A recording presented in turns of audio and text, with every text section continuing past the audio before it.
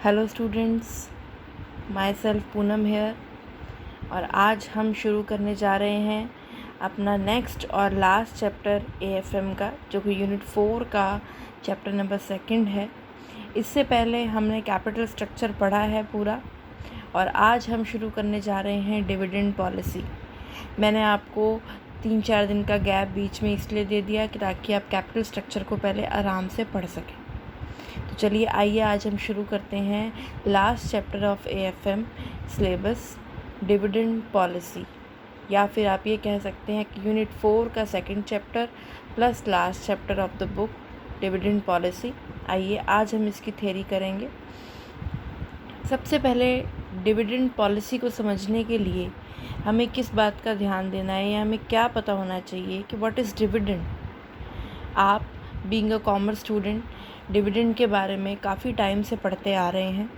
Dividend का मतलब क्या होता है कि जो शेयर होल्डर्स को उनका इन्वेस्टमेंट के ऊपर रिटर्न दी जाती है, वो होता है डिविडेंड। चाहे कोई भी शेयर होल्डर हो, चाहे प्रेफरेंस शेयर होल्डर्स हों, चाहे इक्विटी शेयर होल्डर्स हो, जब वो हमारी कंपनी में इन्वेस्ट करते हैं और हम उन्हें उस इन्वेस्टमेंट के बदले में रिटर्न देते हैं, तो वो होता है आपका डिविडेंड।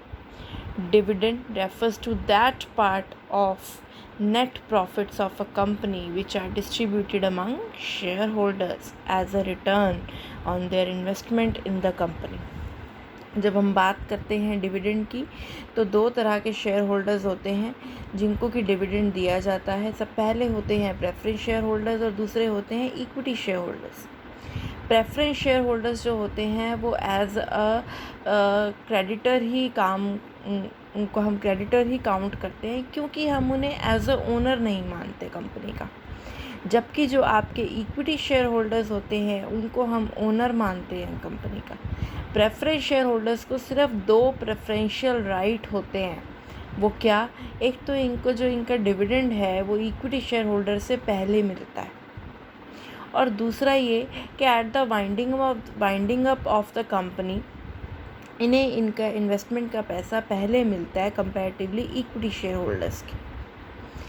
तो जो प्रेफरेंस शेयर होल्डर्स हैं वो एक फ़िक्स्ड रेट पे ही डिविडेंड लेते हैं, यानी कि उनका ऐसा नहीं है कि कितने नंबर ऑफ़ शेयर्स इन्वेस्ट कर रखे हैं या कितने प्रॉफिट्स हो रहे हैं, जितने ज़्यादा प्रॉफिट हो रहे हैं उन्हें उतना ही डिविडेंड दे दें, ऐसा नहीं होता। प्रेफरेंस शेयर होल्डर्स का एक प्रेस्क्राइब्ड रेट होता है, उसी के ऊपर उन्हें डिविडेंड दिया जाता है, चाहे कंपनी को कितने भी प्रॉफिट हुए हो। बट इन्हें जो प्रेफरेंस शेयर होल्डर्स को जो पेमेंट की जाती है वो क्रेडिटर्स की पेमेंट होने के बाद मिलती है, और इक्विटी शेयर होल्डर्स को सबकी पेमेंट होने के बाद जो आपके पास रिटेन्ड अर्निंग्स बचती हैं वो मिलती है। At a fixed rate preference share holders को डिविडेंड दिया जाता है, और इन्हें जो डिविडेंड दिया जाता है वो दिया जाता है इनके बोनस ऐड करके, प्लस जो प्रॉफिट लास्ट में बच जाता है। जितना ज़्यादा प्रॉफिट बचेगा उतना ज़्यादा इनको डिविडेंड मिलेगा। डिविडेंड पॉलिसी की अगर हम बात करते हैं तो इसमें जो आपका डिविडेंड पॉलिसी है उसमें नेट प्रॉफिट या अर्निंग्स आफ्टर टैक्सेस को 2 पार्ट में डिवाइड किया गया है। एक तो होते हैं वो जो कि आपके एज अ डिविडेंड बांटने के लिए अर्निंग्स होती हैं, दूसरा वो जो कि बांटी नहीं जाती, उसको रिटेन करके रखा जाता है। हर कंपनी अपना एक रिटेन्ड अर्निंग्स का एक रेशियो फिक्स करती है, जिसमें से कि वो हर साल अपने एनुअल प्रॉफिट्स में से कुछ एक पार्ट को रिटेन करके रखती है, ताकि जब कोई कंटिजेंसी आए तो वो उस प्रॉफिट को यूज़ कर पाए। चलिए अगर हम बात करते हैं डिविडेंड डिसीजंस की, तो इसके 2 अप्रोचेज़ होते हैं। पहली अप्रोच है लॉन्ग टर्म फाइनेंसिंग अप्रोच, और दूसरी अप्रोच है wealth maximization approach. Long term financing approach के अकॉर्डिंगली क्या समझा जाता है? Under this approach payment of dividend is treated as decrease in resources of the company. इस अप्रोच में ये माना जाता है कि अगर आप डिविडेंड की पेमेंट कर रहे हैं तो इसका मतलब आप अपनी कंपनी के जो रिसोर्सेज हैं उनको आप डिक्रीज़ कर रहे हैं। क्यों? क्योंकि जो आपके पास प्रॉफिट आया है उसी से ही आप डिविडेंड पे करते हैं, प्रॉफिट से ही आपको रिटेन्ड अर्निंग रखनी होती हैं। तो ये एक बहुत बड़ा इसमें मैटर है जिसके के ऊपर ध्यान दिया जाता है। These are 2 factors due to which company wants to retain the earning. ये 2 फैक्टर्स होते हैं मेनली जिनकी वजह से कंपनी ये सोचती है कि मैं पैसा रिटेन भी ज़रूर करूँ। पहला है अवेलेबिलिटी ऑफ प्रॉफिटेबल अपॉर्चुनिटी, ताकि हमेशा आपके पास प्रॉफिटेबल अपॉर्चुनिटीज़ रहें। और दूसरा need of equity funds capital structure. Capital structure में आपने रिटेन्ड अर्निंग्स का भी एक लेवल डिसाइड किया होगा कि आप कैपिटल स्ट्रक्चर जब अपना बना रहे थे तो उसमें आपने ये भी सोचा होगा कि मुझे रिटेन्ड अर्निंग कितनी रखनी है। तो कैपिटल स्ट्रक्चर के अकॉर्डिंगली आपने जितना रेशियो डिसाइड किया था वो आप इसके अंदर करते हैं, ठीक है। नेक्स्ट जो अप्रोच है डिविडेंड डिसीजन की वो है wealth maximization approach. According to this approach it is assume that payment of dividend significantly affects the market price. जब हम बात करते हैं वेल्थ मैक्सिमाइजेशन की तो उसका मतलब होता है आपकी मार्केट वैल्यू से, हमेशा ध्यान रखिएगा। जब हम फाइनेंशियल मैनेजमेंट का बेसिक भी पढ़ते हैं तो उसमें हम वेल्थ मैक्सिमाइजेशन अप्रोच पढ़ते हैं और उसका मतलब यही होता है कि आपके मार्केट वैल्यू के ऊपर क्या इफ़ेक्ट पड़ा है। तो डिविडेंड का मार्केट वैल्यू के ऊपर क्या इफ़ेक्ट पड़ता है। अगर आप हाई डिविडेंड पे करते हैं तो आपकी मार्केट वैल्यू हमेशा बढ़ती है, अगर आप लो डिविडेंड पे करते हैं तो आपकी मार्केट वैल्यू हमेशा कम होती है। Why this approach is use, क्यों ये अप्रोच यूज़ की जाती है। एक तो अनसर्टेनिटी में रिडक्शन रहे, करंट इनकम की ज़रूरत जो है वो आपकी पूरी होती रहे, साउंडनेस ऑफ कंपनी जो है वो बनी रहे और आपको साथ के साथ टैक्स बेनिफिट भी मिले। आप जितना ज़्यादा डिविडेंड पे करेंगे आपको उतना ही टैक्स बेनिफिट मिलता है। हाँ जी, नेक्स्ट टॉपिक है इसमें काइंड्स ऑफ डिविडेंड। डिविडेंड के बात करते हैं जब हम तो 6 तरह के डिविडेंड्स को जो है वो बेसिकली पढ़ा गया है इसके अंदर। मैंने इस तरीके से ये नोट्स प्रिपेयर किए हैं कि आपको बुक का बहुत ज़्यादा पोर्शन पढ़ने की ज़रूरत नहीं है। अगर आप ये नोट्स ही पढ़ लेंगे और इसके अकॉर्डिंगली भी प्रिपरेशन करेंगे तो you can easily do your question in exams. Cash dividend सबसे पहले, बहुत सिंपल सा, नाम से ही पता चल रहा है। जब कैश फॉर्म में आप डिविडेंड पे करते हैं तो वो आपका होता है cash dividend. In the form of cash when you pay dividend is called as cash dividend. Most prevalent form है। मोस्ट ऑफ द कंपनीज जो हैं वो अपने डिविडेंड कैश में ही पे करती हैं। दूसरा डिविडेंड की टाइप होती है स्टॉक डिविडेंड। इसमें क्या किया जाता है, इसके भी नाम से ही आपको थोड़ा बहुत इंडिकेशन लगा सकते हैं आप। इसमें कंपनीज क्या करती हैं कि अपना शेयर इशू कर देती हैं अपने एग्जिस्टिंग शेयर होल्डर्स को। यानी कि मान लो कि उन्हें इतना डिविडेंड देना है, एक प्रिस्क्राइब रेट आपने निकाल ली या एक प्रिस्क्राइब अमाउंट आपने निकाल ली। अब आप क्या कह रहे हैं अपने शेयर होल्डर्स को कि हम आपको इन द फॉर्म ऑफ कैश नहीं दे रहे हैं डिविडेंड, बल्कि हम आपको अपने शेयर्स दे रहे हैं उतने ही रुपयों के। तो उससे क्या होता है कि स्टॉक डिविडेंड बोलते हैं उसको, कि आपने अपने स्टॉक में से ही, यानी कि आपने अपनी शेयर्स ही उन्हें इशू कर दिए। थर्ड टाइप ऑफ डिविडेंड होते हैं स्क्रिप डिविडेंड। स्क्रिप डिविडेंड होते हैं बेटा कि जब कभी कंपनीज के पास शॉर्टेज ऑफ कैश होती है तो वो क्या करते हैं, इन the form of promissory notes जो हैं अपने शेयर होल्डर्स को डिविडेंड दे देते हैं। उसको बोलते हैं script dividend. In the form of script या फिर प्रॉमिसरी नोट जब वो देते हैं तो उसको बोलते हैं स्क्रिप डिविडेंड, ठीक है। उसके बाद नेक्स्ट डिविडेंड होते हैं बॉन्ड डिविडेंड। इसमें भी नाम से ही पता चल रहा है कि जब आप अपने शेयर होल्डर्स को बॉन्ड इशू कर देते हैं, उनको कैश फॉर्म में डिविडेंड नहीं देते हैं। लेकिन हमेशा ध्यान रखिएगा कि बॉन्ड डिविडेंड जो हैं वो लॉन्ग टर्म लायबिलिटीज़ को इंक्रीज़ करते हैं। Property dividend. प्रॉपर्टी डिविडेंड का मतलब ये नहीं है कि उन्हें कोई प्रॉपर्टी लेके दे देते हैं अलग से, नहीं। प्रॉपर्टी डिविडेंड का मतलब होता है कि कंपनी अपने खुद के प्रोडक्ट्स अपने शेयर होल्डर्स को दे देती है। जो भी प्रोडक्ट वो मैन्युफैक्चर कर रहे हैं वो दे देती हैं इन द फॉर्म ऑफ डिविडेंड, ठीक है। जैसे कि फॉर एग्जांपल कोई वॉच कंपनी है, वॉच मैन्युफैक्चरिंग कंपनी, वो क्या करेगी, अपने शेयर होल्डर्स को वॉच दे देगी अच्छी, कोई भी उनकी जो लेटेस्ट होगी या जो हाईएस्ट मॉडल होगा, इस तरीके से दे देते हैं।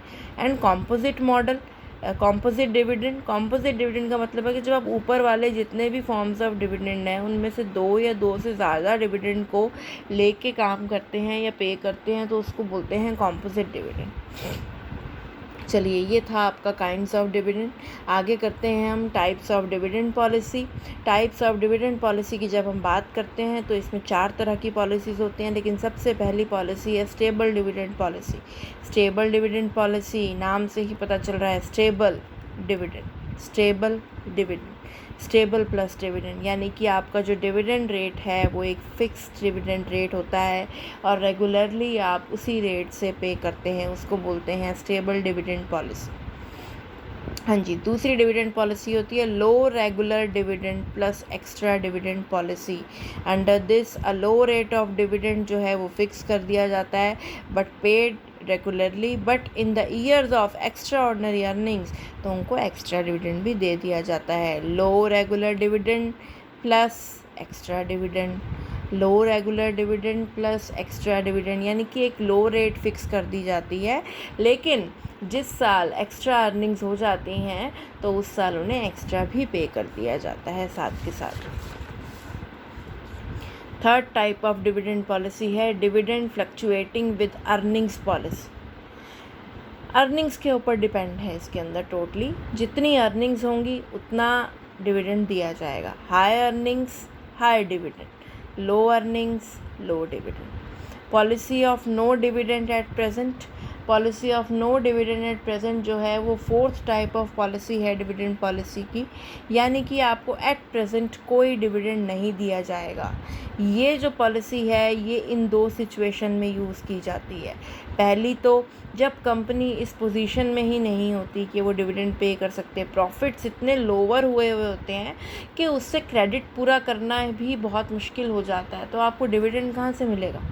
और दूसरी condition, when the firm decide to retain all its profit, जब कंपनी ये सोचती है कि अब इस साल या आने वाले कुछ सालों में मेरे पास जितने भी प्रॉफिट आएगा मैं उसको रिटेन अर्निंग्स में डालूंगी। कंपनी के जो मेंबर्स हैं, जो चीफ हैं, वो जब ये डिसाइड करते हैं तब भी डिविडेंड नहीं दिया जाता। नो डिविडेंड एट प्रेजेंट, इसको ध्यान से पढ़िए, नो डिविडेंड एट प्रेजेंट, यानी कि आज की सिचुएशन में ऐसा नहीं होगा कि आपको कभी भी डिविडेंड मिलेगा ही नहीं। नो, आज डिविडेंड नहीं दिया जा रहा, इस साल की डिविडेंड पॉलिसी ये बना दी कि इस साल डिविडेंड नहीं दिया जाएगा, नो डिविडेंड पॉलिसी। क्यों? क्योंकि एक तो प्रॉफिट्स इतने लोअर हुए हैं और दूसरा आपके जितने भी प्रॉफिट हुए थे वो आपने रिटेन्ड अर्निंग्स में डालने का डिसीज़न लिया। ठीक है, तो ये जो पॉलिसी है वो हार्डली आप 1 या 2 सालों तक ही फॉलो कर सकते हैं, इससे ज़्यादा नहीं तो आपकी कंपनी में और कौन इन्वेस्ट करेगा, कोई नहीं करेगा। ठीक है, चलिए अगले टॉपिक पे बढ़ते हैं। फैक्टर्स डिटरमाइनिंग डिविडेंड पॉलिसी, ऐसे कौन कौन से फैक्टर्स हैं जो कि आपकी डिविडेंड पॉलिसी को अफेक्ट करते हैं। इसमें सबसे पहले आ गया financial needs of the firm, जो आपकी फर्म की फाइनेंशियल नीड्स हैं सबसे पहले वही आपकी डिविडेंड पॉलिसी को अफेक्ट करती हैं। अगर आपकी फर्म की फाइनेंशियल नीड्स ये कहती हैं कि आपको पैसा रिटेन्ड अर्निंग्स में ज़्यादा डालना है तो आप डिविडेंड के लिए पैसा कम ही निकालेंगे। स्टेबिलिटी ऑफ डिविडेंड, आप अपने डिविडेंड्स की एक स्टेबिलिटी बनाना चाहते हैं तो उसके अकॉर्डिंगली भी आप देखेंगे कि आप इसके अंदर कितना पैसा एज अ डिविडेंड देंगे। लीगल रिस्ट्रिक्शंस आपको क्या कहती हैं, क्या आप कितना पैसा एज अ डिविडेंड जो है वो बांटें। रिस्ट्रिक्शंस इन लोन अग्रीमेंट, आपने कंपनी के बिहाफ पे कुछ लोन भी लिए हो सकते हैं, तो वो लोन अग्रीमेंट की रिस्ट्रिक्शंस क्या कहती हैं उसके अकॉर्डिंगली भी आप ज़रूर वो करेंगे। लिक्विडिटी, आप अपने फर्म की लिक्विडिटी पोजीशन क्या बना के रखना चाहते हैं उसके अकॉर्डिंगली भी आप डिविडेंड डिसाइड करते हैं। असेस टू कैपिटल मार्केट, आप कैपिटल मार्केट में असेसमेंट आपकी क्या है फर्म की, या आप कैपिटल मार्केट को कितना फॉलो करते हैं उसके अकॉर्डिंगली भी आप डिविडेंड पॉलिसी बनाते हैं। स्टेबिलिटी ऑफ अर्निंग्स, आपकी अर्निंग्स कितनी हैं उसके अकॉर्डिंगली भी आप डिविडेंड पॉलिसी बनाते हैं। ऑब्जेक्टिव्स ऑफ मेंटेनिंग कंट्रोल, आप कैसे कंट्रोल करेंगे, आपके क्या मेनली आपने ऑब्जेक्टिव बना रखे हैं। Effect of earning per share, अगर जो भी आप डिविडेंड देते हैं उसका अर्निंग पर शेयर पे क्या इफेक्ट पड़ता है। एंड इन्फ्लेशन पॉलिसीज़ आपको क्या कहती हैं कि आपको डिविडेंड कितना देना है या डिविडेंड पॉलिसी किस तरीके से बनानी है। ये था इसका बेसिक थ्योरेटिकल पार्ट जो कि आज हमने कर लिया है।